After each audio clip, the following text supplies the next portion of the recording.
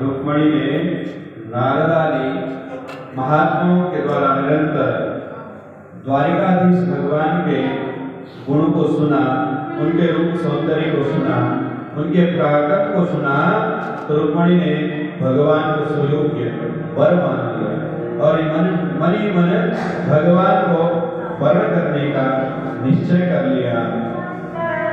और जब इस प्रकार रुक्मणी ने निश्चय कर लिया तो नारद जी वहां से सीधे द्वारिका भगवान के पास गए और भगवान से कहने लगे कि हमने आपके लिए सुयोग्य बड़ी सुंदर कन्या ढूंढ ली है। तो भगवान को जब उनके गुणानुवाद के बारे में बताया, उनके विषय में बताया, तो भगवान ने भी रुक्मणी के साथ विवाह करने का मन बना लिया। अब इधर जब रुक्मणी के बड़े भाई रुक्मी को जब पता लगा कि मेरी बहन कृष्ण से प्रेम करती है, कृष्ण को चाहती है, तो बड़ा बिगड़ गया। कहने लगा कि तेरा ब्याह उस भगोड़ से कर दूंगा, तूने यह सोच भी कैसे लिया? वो कहा गांव का ग्वारिया जिसके कुल खानदान का कोई पता नहीं, कोई उसको देवकी वसुदेव नंदन कहता है, तो कोई उसको नंद नंदन यशोदा नंदन कहता है, उसके कुल अपने माता पिता का पता नहीं, तो मैं तुम्हारा उस काले कटोरी के साथ तुम्हारा विवाह कैसे कर दूंगा? उसके साथ तुम उसके साथ अपने विवाह की सोचो भी नहीं। तुम्हारे लिए मैं एक सुयोग्य वर ढूंढता हूँ। ऐसा कहकर रुक्मी जो है ना चला गया। और रुक्मणी कहा परसों तेरा ब्याह होगा, परसों बारात आने वाली है तेरी, इसलिए संबंध मैं पक्का करके आ गया हूँ। इस प्रकार जब उसने कहा कि तेरा विवाह सिंधु नरेश दमघोष की पुत्र शिशुपाल के साथ तेरा विवाह होगा, पक्का करके मैं आया हूँ। सुनते ही रुक्मणी अत्यंत व्याकुल हो गई, चिंता करने लगे, बड़ी परेशान हो गई। हे भगवान, मैंने तो श्याम सुंदर को अपना पति मान लिया था, अब मैं क्या करूं? तो इस प्रकार विचार करके संध्या के समय एक ब्राह्मण देवता को बुलाया। भीष्मक राजा पिता इनके यहाँ गुरु थे ना, वो ब्राह्मण से नित्य भगवान की कथाओं को श्रवण करते थे, भगवान के गुणानुवाद को सत्संग किया करते थे।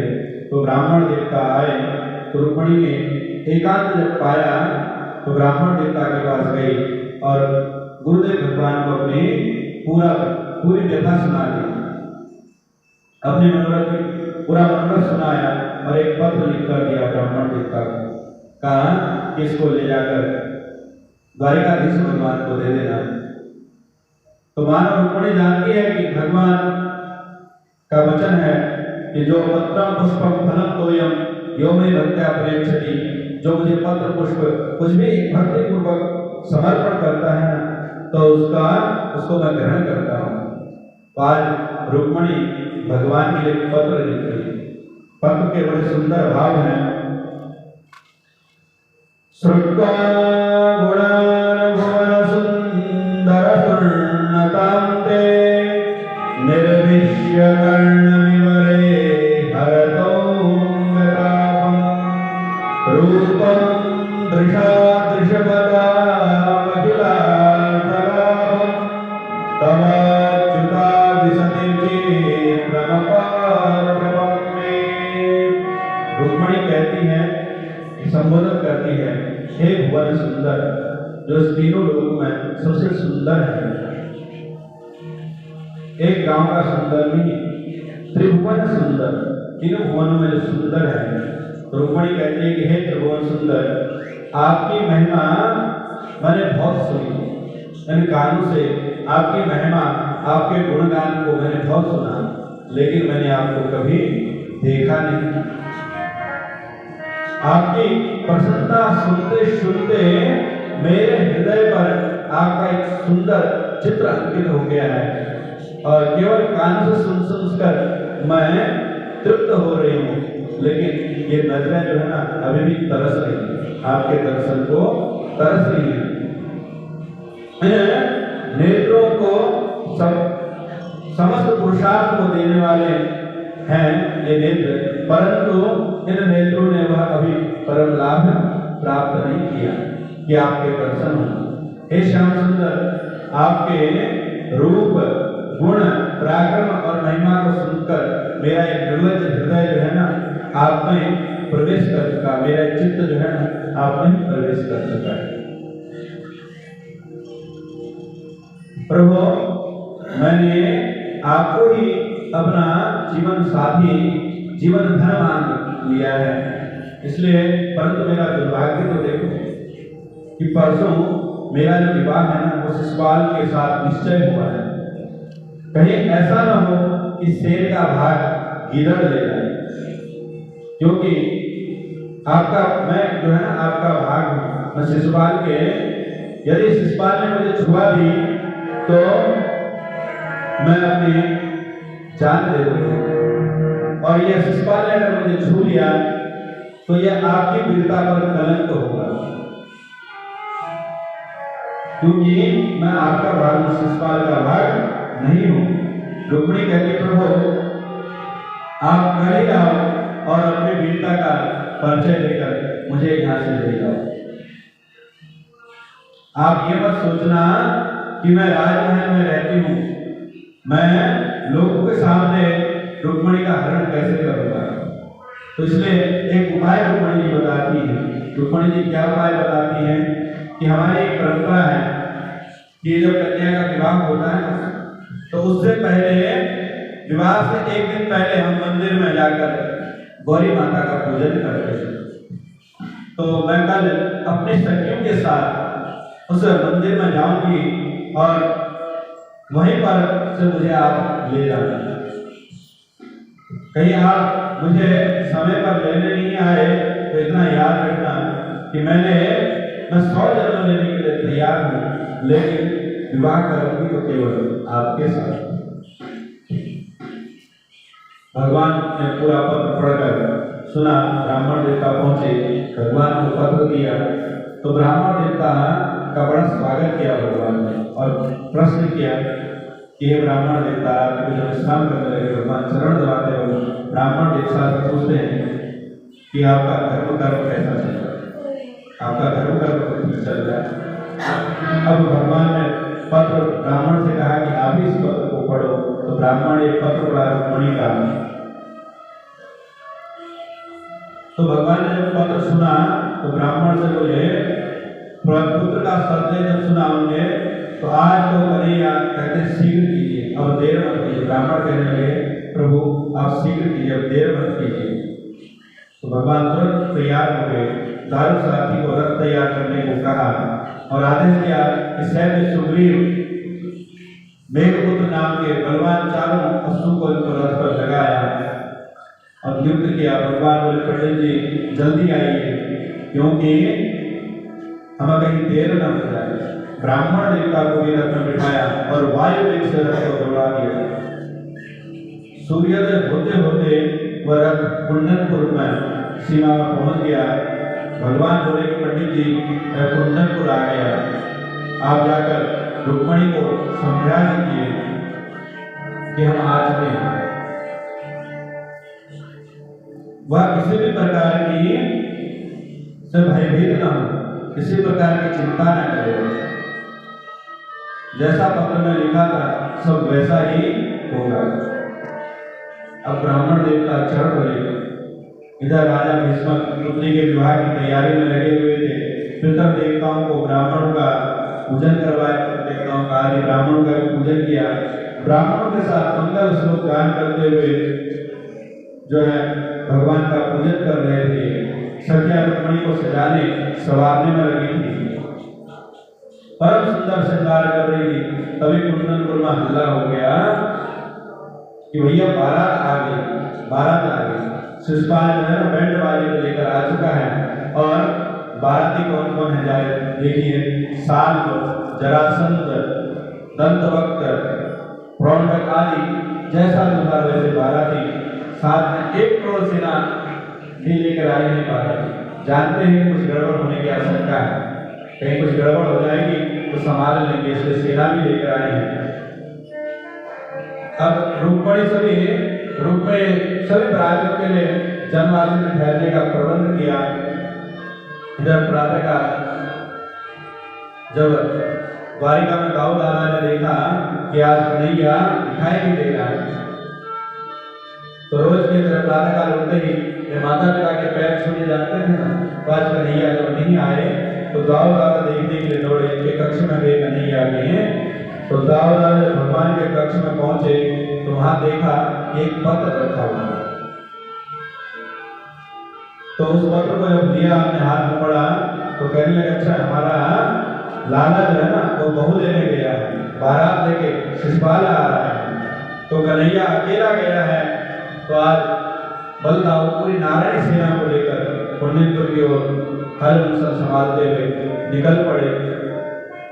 और दाऊ दादा भी पुण्यपुर पहुंच गए। इधर रुक्मिणी जी का एक एक क्षण को भारी पड़ रहा था कि पंडित जी पहुंचे होंगे कि नहीं, भगवान को यह समाचार मिला होगा कि नहीं। तो एक पल में उनको ऐसा लग रहा था एक वंश के समान व्यतीत हो रहा था। इधर 12 दरवाजे पे आ चुकी थी, द्वारिकाधीश का अभी तक कुछ पता नहीं।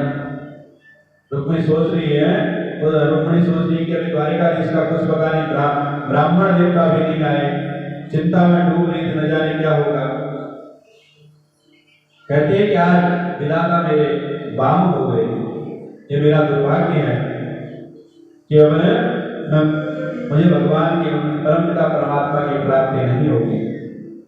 यह तो इतने में प्रार्थना करने लगी, हे मातेश्वरी, हे राजकुमारी, हे भवानी, मैंने अगर आपकी सेवा करी है ना, तो आज मुझे उस सब व्रत अनुष्ठानों का एक ही फल प्रदान करना कि मुझे उन भगवान से मिला दे, उन परमपिता परमात्मा से मेरा विवाह हो जाए।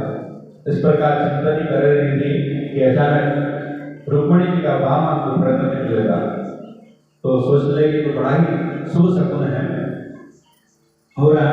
तो रुक्मिणी जी का जब शुभ संकेत मिलने लगे तो सामने से देखा ब्राह्मण देवता आ रहे हैं, और ब्राह्मण देवता चले आ रहे हैं। तो रुक्मिणी जी उनकी चाल को देखते ही समझ गई कि काम हो गया। नेत्र भद्र विकारेण ध्यायते अंतर आत्मा, व्यक्ति के नेत्रों को, चेहरे को उसके देख के पता लग जाता है कि काम हुआ कि नहीं हुआ। तो देख के प्रबलित थे, लगता है काम हो गया। पंडित जी बड़ी प्रसन्नता में नजर आ रहे थे। तो रुक्मिणी को लगा कि मेरा सिद्ध काम सिद्ध हो गया। अब मैं ब्राह्मण देवता हूँ तो क्या ऐसा विचार करने लगी कि इस कार्य के सामने क्या भेंट करूं, जो भी भेंट करूंगा तुच्छ है, बहुत छोटी है। विचार कर अत्यंत गदगद होकर आज रुक्मिणी ब्राह्मण देवताओं के चरणों में गिर पड़ी। कहा महाराज, आपने आपके इस ऋण से मैं पूर्ण नहीं हो सकती, क्योंकि आपने मेरा ऐसा काम किया है, मुझे ऋणी बना दिया है। पहली बार आज लक्ष्मी जी किसी के चरणों में गिर रही है, नतमस्तक हो रही है। रुक्मिणी जी ने कृपा कर प्रदर्शित की और ब्राह्मण से खूब कहा, आशीर्वाद दिया कि खूब समृद्ध संपन्न हो। ब्राह्मण ने भी रुक्मिणी को आशीर्वाद देकर सखियों के साथ अब रुक्मिणी जी मंदिर को जाने लगी। तो इधर किसी ने खबर दे दी कि महाराज, आपकी पुत्री की शादी में स्वयंवर में श्री कृष्ण भी पधारे हैं। तो भगवान को आया जानकर राजा सब कुछ भूल गए। कहा तो भीष्म दूल्हे को छोड़कर भगवान के स्वागत के लिए चले गए। दौड़े आए, पधारो सरकार पधारो। जो मधुपर्क वो दूल्हे के लिए रखा था ना, उस मधुपर्क को भगवान का उसका स्वागत करने लगे, भगवान श्री कृष्ण का स्वागत सत्कार करने लगे। तो सभी असली दूल्हा इनको मानने लगे कि यही दूल्हा है। कोई जानता नगरवासियों ने सोचा, द्वारिकाधीश के जब दर्शन किए तो गदगद हो गए। सोचा राजकुमारी के तो भाग्य बड़े भाग्यशाली राजकुमारी है, देखो कितना सुंदर दूल्हा है। सब देखकर यही मानने लगे कि यही दूल्हा है। तो भीष्म ने सेवक को आदेश दिया और समझाया, सबको उनको समझाओ कि ये दूल्हा नहीं है, ये तो हमारे अतिथि हैं, मेहमान हैं। नगरवासियों को जब पता चला कि ये दूल्हा नहीं, तो सब उदास हो गए और ईश्वर से एक ही प्रार्थना करने लगे कि हे भगवान, आज तक हमने जितने भी पुण्य किए हैं, जितने भी जप तप किए हैं, उसका पुण्य यही देना यही हमको मिले कि हमारी राजकुमारी रुक्मिणी का विवाह श्री कृष्ण से हो गया। तो जब शिशुपाल रुक्मिणी को पता चला कि कृष्ण आए हैं तो रुक्मिणी की सुरक्षा उनने और बढ़ा दी। पहले सखियों का घेरा, फिर ब्राह्मण पत्नियों का घेरा और फिर सैनिकों का घेरा, इनके बीच में रुक्मिणी इन सब घेरों के बीच में मंदिर की ओर जा रही, मां के पूजन करने के लिए अर्चना कर रही। नमस्ते त्वांबिके वीक्षम श्वसान्तान संयुताम, कहती कि हे माता अंबिका, आपके चरणों में वंदन है, आपके चरणों में संतान सहित महादेव सहित आपको नमस्कार करती हूँ। हे मातेश्वरी, द्वारिकाधीश श्री कृष्ण मुझे पति रूप में प्राप्त हो, ऐसा आशीर्वाद आप दीजिए। इस प्रकार भगवती का पूजन करते हुए रुक्मिणी माता से आशीर्वाद मांगती है। इधर भगवान मंदिर के पीछे समीप बरगद के वृक्ष के नीचे बैठे हुए रुक्मिणी का इंतजार कर रहे हैं और उस पत्र के विषय में विचार कर रहे हैं भगवान कि रुक्मिणी ने त्रिभुवन सुंदर का संबोधन किया था, मुझे त्रिभुवन संबंधन का संबोधन किया था। सोचने लगे मैं तो काला हूं, कहां मैं त्रिभुवन सुंदर हूं। अगर मैं इस रूप में रुक्मिणी के सामने गया ना तो कहीं वह शादी से विवाह से इनकार न कर मना न कर दे। तो ब्रह्मा जी को बुलाया, कहा इस ब्रह्मांड में अनेक सृष्टियां आपने की हैं, तो आज मेरा भी ऐसा स्वरूप बना दो कि जो सृष्टि में ऐसा किसी का स्वरूप ही नहीं बनाया हो, ऐसा सुंदर मुझे बता दो। इधर भगवान रुक्मिणी के मंदिर के बाहर आने की प्रतीक्षा कर रहे हैं। स्वयं मंदिर के सामने देखा रुक्मिणी बाहर मंदिर से आ रही, स्वयं मंदिर के सामने गए। भगवान की सुंदरता देखकर सभी राजा जो वीर थे ना, वो अपने हाथी रथ छोड़कर मूर्छित होने लगे, बेहोश होने लगे। इतने सुंदर भगवान ने स्वरूप बनाया और भगवान तुरंत रुक्मिणी ने एक दूसरे को देखा। भगवान ने निहारते आगे बढ़े और पास में आकर रुक्मिणी ने वरमाला जो है भगवान के गले में डाल दी और भगवान का वर्ण कर दिया। तब भगवान ने रुक्मिणी का हाथ थामकर रथ में बिठाया और शंख ध्वनि करते हुए वहां से निकलने लगे। ये सोचकर कि कहीं लोग ये न कहें कि मैं कृष्ण रुक्मिणी को चुरा कर ले जा रहा हूं। भगवान ने शंख ध्वनि की। शंख की ध्वनि सुनकर सभी जो राजा सैनिक मूर्छित हो रखे थे वह उठ गए और कहने लगे, अरे ले गया ये ग्वाला रुक्मिणी को भगाकर ले गया, ऐसा कहने लगे। फिर सभी अपने अपने सेना बल को लेकर भगवान के पीछे दौड़ने लगे। दाऊद ने कहा, लाला तुम बहू को लेकर आए हो, तुम तो जाओ, मैं इनको संभालता हूँ। तो इस प्रकार दाऊद ने इन सैनिकों को संभाला। इधर भगवान को लेकर जाने लगे रुक्मिणी जी को। तो अभी अच्छा समय आएगा, भगवान सोच रहे रुक्मिणी का क्रोध शांत नहीं हुआ था। वह बोला कि कृष्ण को मैं युद्ध में हराकर रुक्मिणी को लेकर आता हूँ। अगर ऐसा नहीं कर पाया तो मैं इस नगर में कभी प्रवेश नहीं करूंगा। ऐसी प्रतिज्ञा कर वह भगवान को युद्ध करने के लिए चला। तो अकेले रथ को लेकर चल दिया। जब कहने लगा कि यदुकुल का एक कलंक है, अरे चोर मेरे बाणों का सामना कर। भगवान के पास पहुंचा तो कहने लगा, मेरे बाणों का सामना कर और पहले मुझे मेरी बहन लौटा दे। और फिर भगवान ने और इस रुक्मिणी के बीच युद्ध होने लगा। रुक्मिणी ने जितने हथियार भगवान के ऊपर चलाए, भगवान ने सभी को काट दिया, सभी को नष्ट कर दिया। भगवान ने रुक्मिणी को बहुत मारा, परंतु रुक्मिणी कुछ नहीं बोली। भगवान ने सोचा इतने मारने पर भी नहीं बोल रही, कहीं गूंगी तो नहीं है। तो क्योंकि भगिनी जो होती है ना, बहन जो होती है ना, दया का प्रतिमूर्ति होती है। तो उसको अभी तक मैं इसके भाई को मारा, उसको अभी तक दया नहीं आई, ये कुछ बोलने गई, कहीं ये गूंगी तो नहीं है। तो तुरंत भगवान ने इस रुक्मिणी की परीक्षा लेने के लिए रुक्मिणी को मारने के लिए तलवार निकाली। जैसे ही भगवान ने रुक्मिणी को मारने के लिए तलवार निकाली तो सोई रुक्मिणी भगवान के चरणों में गिर पड़ी और कही, हे योगेश्वर, हे जगतपति, ऐसा काम मत करो, ऐसा मत करो, इनको मत मारो। भगवान बोले, अरे मैं इनको नहीं मार रहा हूं, ऐसे मैं इनको नहीं मार सकता, मैं तो केवल तुम्हारी परीक्षा लेगा। भगवान ने रुक्मिणी को क्रूर कर दिया और रुक्मिणी को अपमानित कर वहां से छोड़ दिया। यह अपने नगर को वापस नहीं गया, अलग नगर बनाकर, भोजगढ़ नाम का नगर बनाकर वहां रहने लगा। इधर भगवान रुक्मिणी को लेकर द्वारिका पहुंचे। रुक्मिणी को नगर के बाहर ही भगवान ने विश्राम गृह में रखकर नगर में प्रवेश किया। अब अगर नगर वासियों को जैसे ही पता चला कि महाराज उग्रसेन के साथ रुक्मिणी को लेने चल गए, सभी रुक्मिणी को लेके आए। सभी द्वारिकावासियों ने भगवान श्री कृष्ण का रुक्मिणी के साथ विधिवत विवाह किया। इस प्रकार भगवान का विवाह रुक्मिणी के साथ हुआ। आइए हम भी भजन के माध्यम से रुक्मिणी विवाह का आनंद लें।